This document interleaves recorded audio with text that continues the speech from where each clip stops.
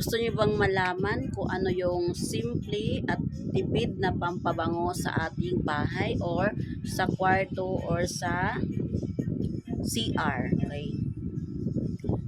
Bago tayo mag-umpisa guys, please subscribe to my YouTube channel. Kailangan nakapag-subscribe ka para ma-notify ka at i-click po yung notification bell button dyan. I-click po yung all para ma-notify ka kapag meron tayong bagong video or upload guys. So, ang ating topic ngayon is about sa life hack or sa gusto makatipid. Kasi guys, ang gamit namin sa kwarto is Glade.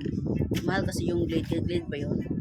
O mahal kasi yun, yung pangmayaman ba? Wala tayong mahal kasi yun, 200 yung ganun eh. So, ito, papakita ko sa inyo guys. So, meron ako ditong gawa. Ayan. Ang bango niya guys. Long lasting po talaga, tumatagal po siya na ilang buwan. Okay? Hanggat nandyan po siya, hanggat nandyan po ang amoy niya, gamitin mo. Okay siya, okay siya. So, anyways, start na tayo. No? So, paano nga ba? Sino ba dito ang gustong makatipid sa pampabango? Bakit gusto kong tumambay sa kwarto namin, kahit tanghali, kahit... Ang kwarto kasi namin guys, kulob ang kwarto namin. So, kung kulob din ang kwarto nyo, maganda siya pag kulob. At pwede rin siyang gawin sa inyong mga damitan guys. So, umpisa muna tayo sa ito. Possible ba itong dalawang to na pwedeng pampabango sa ating kwarto? Yes. Ginagamit ko po ito sa aking damitan, sa damitan namin, sa aparador. Ang ginagawa ko ito is binubuksan ko siya. Tinatanggal ko po yung dikit dito at binubuhusan ko siya ng downy. Nasa inyo na po yan kung ubusin niyo po isang downy to or dalawang napkin sa isang downy. Hatiin mo siya para makatipid ka naman. So, idikit mo siya sa aparador or kung saan mo siya banda ilagay. Okay? Kung wala na po siyang dikit guys, wala na po siyang amoy, pwede mo siyang palitan. Pero tumatagal po ito ng buwan. Okay? So, iyan sa life hack ko.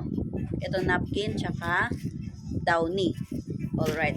So, ito namang isa, pwede mo siyang ipatong lang kung saan, kung gusto mo mabango yung bahay mo, amoy hotel yung bahay mo, char.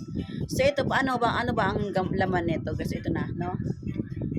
Tuturo ko sa inyo para naman gawin nyo ito sa inyong mga bahay para makatipid naman guys. Ito po guys, pag open nyo sa inyong damitan, sa mga hinangir nyo, ang bango kasi ito ang maaamoy nyo. Depende guys kung anong gusto nyo gamitin, downy o fabric conditioner. Kung gusto nyo iba o pwede rin. Nasa inyo na po, choice nyo po yan.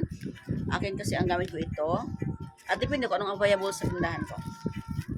Pag open nyo, wow, ang bango. Pagpasok siyang kwarto, awa, ang bango. Sarap matulog, sarap humiga sa kama na mabango yung kwarto. So, dito naman tayo, guys, sa lagay neto, no? So, pwede mo siya ipatong kahit saan. Pwede mo siya ipatong sa kusina, sa sala, sa banyo, sa kwarto. Kung gawa kayo ng madami para, lalo pag ang bahay niya, guys, kulob. Okay, ang bahay kasi namin, guys, ang kulob lang is yung kwarto. Yung sala namin, open na open. Bali, hindi siya, parang open talaga siya kasi malaking bintana, walang sarado baga. So, ito ay, unang ingredients ko ito is mothballs. Mothballs. Hindi ko alam kung anong ibang tawag dito. Basta ang alam ko, mothballs, yung panlagay sa ating mga damit ba? Yan. Yung panlagay sa damit natin, na hindi siya iipisin. Tapos, asin. Tapos, downy ulit. Okay? Nasa inyo na yan kung ilang sachet down ilagay nyo. So, ilagay mo lang siya dito. Ihalo mo lang lahat, guys. Ayan. Ilagay mo lang lahat dito sa baso. Kung wala kayo ibang baso, pwede lang ganito. Or anong available na baso nyo dyan. So, ihalo mo lang lahat.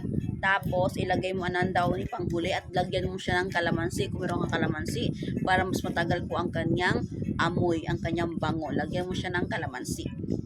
So, ayan, no? Mothballs, asin, downy, tsaka kalamansi. Wala tayong kalamansi kasi wala akong kalamansi. Kaya walang kalamansi dito eh.